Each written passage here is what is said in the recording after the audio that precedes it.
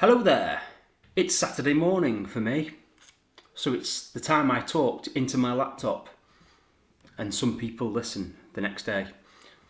So what have we got then? We've got slight outperformance by me. I was only down 0.29%. The three comparators were down by a bit more, as you can see on the screen. Yeah, and as you can see, I actually noticed that my yearly, well, since the 6th of October, I'm now beating the Life Strategy 80. But obviously I'm getting trounced by it still from 2017. But yeah, there's the disclaimer there. I've done terribly, so don't copy what I do. Yeah, so the American smaller companies seem to have done badly. Scottish Mortgage as well, a little bit. Assura, obviously I'll come to that later. Gore Street Energy's doing really badly. Anything else? NatWest? Yeah, so Barclays and NatWest seem to have had it's like the market has decided that the bad news, that what they saw as bad news last week wasn't, and it's just kind of reversed it. Although, yeah, as we can see, NatWest seems to be doing better than Barclays, doesn't it? It's on a higher yield as well. I do wonder if I should put a bit more into NatWest rather than Barclays, given that yield differential. But Barclays does have the bigger buyback, so yeah, I don't know. Maybe I'll just let it be. Texas Instruments, I presume they must have had some sort of results this week, but yeah, they've had a bit of a bounce back. Surpasses estimates, yes, they've had some results that were good. But I don't pay too much attention to that stuff, do I? I just let it happen. And I let other people tell me what to buy and what not to buy. So Moody's has done bad, Procter & Gamble has done good, Amazon's done bad. Yeah, oh, and it's like, again, it's last week's bad performance from Novo Nordisk seems to have just been reversed this week, so I'm not sure what's going on there. And yeah, it was only a matter of time before Meta came down from its, I think it had a record run of like 20 days going up or something, which apparently is not very often. That doesn't happen very often, apparently. And a similar story with CrowdStrike. It's, I think I said the words last week, didn't I? It's about time that came down from its highs. But it seems like Fortinet didn't suffer the same fate. It seems to have only gone down by sort of with the market sort of thing. I mean, I'm presuming, since Fundsmith is in Fortinet and CrowdStrike's got quite a high price to earnings ratio, I'm guessing it's just because of the valuation. I think this is a bit more of a mature company that's got a bit of a lower rating, they call it, don't they? Anyway, there's the results for the week. Oh yeah, so last week I mentioned Scottish American purchased a property, and so I found it just for my curiosity. I found it, and here it is. Let's have a look. Let's turn off the street view. It's in the so south of London, near Horsham. I went to Horsham one time. Someone I went to uni with lives there, and we went there for the weekend one time. I have no memory of what the town's like. But yeah, that's the motorway services that Scottish American has just purchased. I was just curious, so I thought I'd show you as well.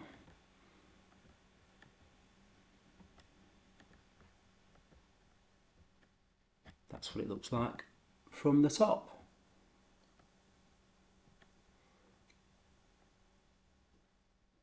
Anyway, there we go. That was kind of pointless. Oh yeah, so on the Monday, they gave us some more information about the bid for Assura. Basically, they've just said that they've rejected it because it wasn't high enough, and the bid was actually 48 pence. I think I mentioned 49p or something like that, maybe, as being the NAV. So obviously they've just come in at NAV or very close to it, rather than something like a bit more tempting. So obviously, it's that differential between the share price and the net asset value. I mean, in a way, both of those things are just different methodologies of estimating its value, aren't they? Who's to say which one's correct? But obviously, if the people who do the accounts, or actually no, I'm guessing, I was about to say the people who do the accounts think it's 49p, then 48p is not a good offer, is it? But then I was thinking, actually, it's probably not the people who do the accounts. It's probably not like the Assura CFO. It's probably like an independent valuer, like they do with all of the other investment trusts. Yeah, so basically they've just rejected it. So on the day, I was out and about checked my phone and the shares were up on the day 18% when I was out and about on my phone. But it was a bit annoying because by the time I got home, yeah, so I probably checked it somewhere here, and by the time I got home, it was down to like, oh, actually no, it would have been this day, wasn't it? Yeah, it was up there, and then by the time I got home, it was down like 6% because obviously they got news that it's been rejected. So obviously the market was getting excited about the 48 pence, and then it came down because it was rejected, I'm guessing. But it's recovered a bit since. But yeah, on the week, as we saw earlier, it's up 13% on the week. And if we go down to get the real yield, the yield is about 7.63%. So yeah, I mean, what I mentioned last week about going into supermarket REIT with the money, I probably wouldn't, I'm probably not going to do that. I'd need a bigger differential than that. I'd rather see what happens, see if there's another offer. I mean, they've said that there's not going to be another offer, the people who are making the offer, I think. But who knows? I guess just the fact the offer came in at all at 48 pence just gives the market confidence that the NAV is somewhat realistic rather than the previous share price, which was quite a lot lower. Yeah, so yeah, anyway, there's the RNS. Yeah, this one's confounding me a bit. Yet another delay on this sale of Harmony Energy Income assets. I mean, the market hasn't completely hated it. It's only down 0.94% on the week. I'm starting to wonder. It keeps getting delayed and delayed. I'm starting to wonder whether this might not happen or the offer might not be as good as we think because they're still negotiating perhaps. Maybe the due diligence has brought some things up and now they're going back to the table and renegotiating. So it makes me wonder whether the 21.85% gain I've made in it already is enough, and perhaps I should recycle the money before we get any more news on this that could disappoint. Maybe I should recycle it into Gresham House Energy Storage, which is at a 57% discount to NAV according to that, compared to Harmony Energy's 28% discount. And that discount is mainly because the market knows it's trying to sell its assets. So I'm starting to think maybe these delays are a bad sign and I should bail out now while I'm winning into something which could have a similar story to this going forward. Something similar could happen because it's gone up from 40 to 63 over the last year. Something similar could happen to Gresham House, which has been going pretty flat, I think. Or it's still up since that point, I suppose. It's still higher than it was at one point. But yeah, the discount's a lot bigger because there's no catalyst in view for the market coming up. So I don't know. I'm pondering this one. Maybe I'll put half the money into Gresham House. I don't know. Just hedge my bets a bit. I'm not sure. Here's the full statement anyway. It's just a load of talk about a delay. And I mean, they spell it out as well. There remains no certainty as to whether the sale will proceed, nor the terms of any sale.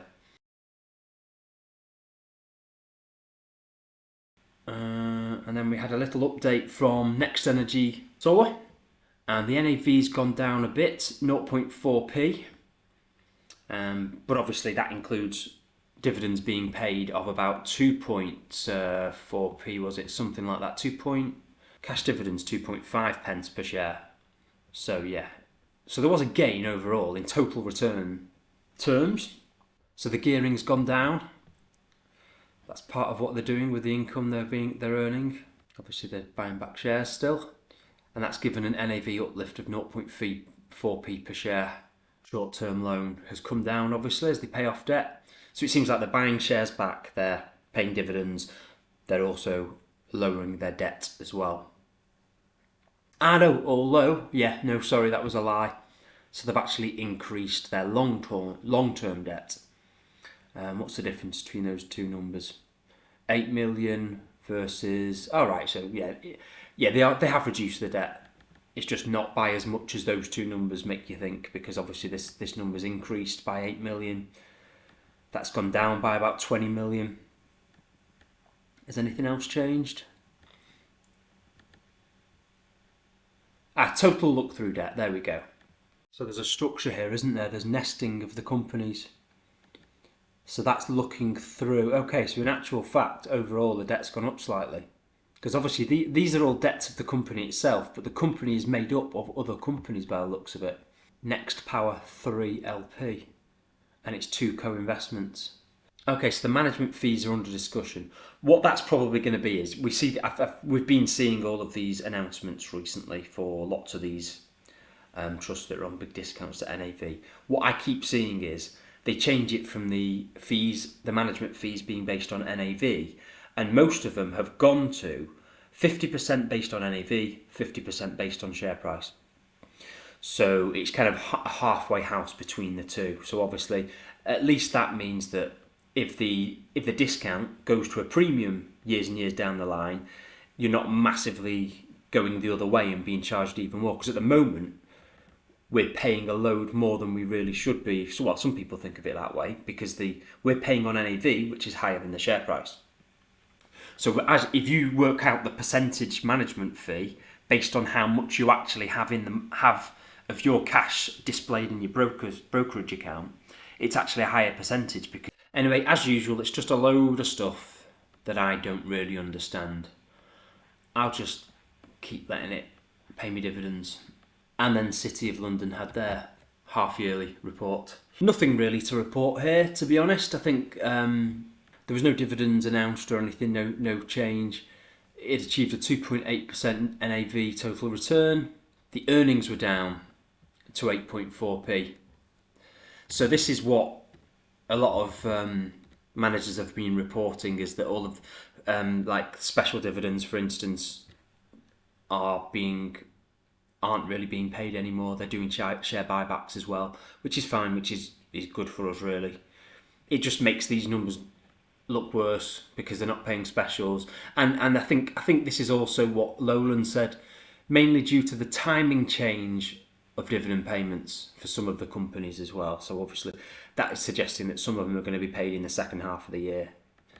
But obviously it's this special dividends as well. Another factor is the absence of special dividends compared with 0.9 million a year before, in this period the year before. And yeah, like we've heard before, they're substituting it for share buybacks instead. But you know, it is really determined by total return how well these things go, because each time they buy back a share, it makes next year's dividend cheaper. So the likelihood of the future year's dividends going up is higher because of the buybacks. So hopefully in the longer term, this lowering of the earnings, or the dividends paid by the underlying companies, hopefully that will result in longer term gains in dividends, hopefully. And hopefully also longer term rises in these share prices. Oh, I haven't gone through the dividends, have I? But yeah, there's the dividends for the week there. Yeah, the big one was Murray International. Yeah, and there is just one note to make here that I've typed in. I've actually boosted it because, as predicted, REIT, which is obviously a REIT, they withhold 20% of the dividend for tax purposes when it's not in an ISA. Yeah, so we can see here that REIT, £8.71, and actually £2.17 and 70p, £2.17 of it, or £2.18 of it, was withheld. So hopefully I'll be able to claim that back, but it's so annoying that I'm going to have to do a tax return now, probably, just to reclaim, like, what's it going to be, 4 times that a year, 8-9 quid a year. That is the way the cookie crumbles. I actually, when I bought this outside of the ISA, I had forgotten this whole thing, and then literally like an hour later I was like, oh crap, that's annoying. I mean, I wouldn't have been able to do it anyway because I didn't have any cash in the ISA, so it was either buy it outside of the ISA or don't buy it at all. So it's not like I really had an alternative without it affecting my decision to buy. But yeah, anyway, so that's why when I type in the dividend paid, I've inflated it. I've divided it by 0.8. So I haven't actually got that cash yet, but I will get it eventually. That's why I've added it here, and I've also added it here as well when I've tracked it. So I've put in the full £70.58 there. which would have been a couple of quid lower. And then if we look in the ISA for the same dividend, we can see that there is no withholding tax at all. So obviously they know it's an ISA, so they don't hold it back. All of these American ones, it's not a big deal to sell them there and buy them in the ISA because there's no stamp duty. All there is, it's a 0.3% thing basically. So to move the American ones, it's 0.3% because of the exchange fees, and to move the UK ones, it's 0.5%.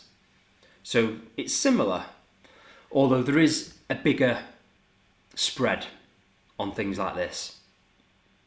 So like Costco's a humongous company, so it's very liquid. There'll be a tiny spread, so it really will probably just be 0.3% plus the tiniest of slithers of a spread. Whereas Care REIT, there'll be a bigger spread there, and also the stamp duty as well. So I'm not sure. I'll probably just leave it there. I'll probably just get into the habit of doing a tax return each year to reclaim the withholding tax, and then just sell that when I sell it, regardless of any admin hassle it's causing me.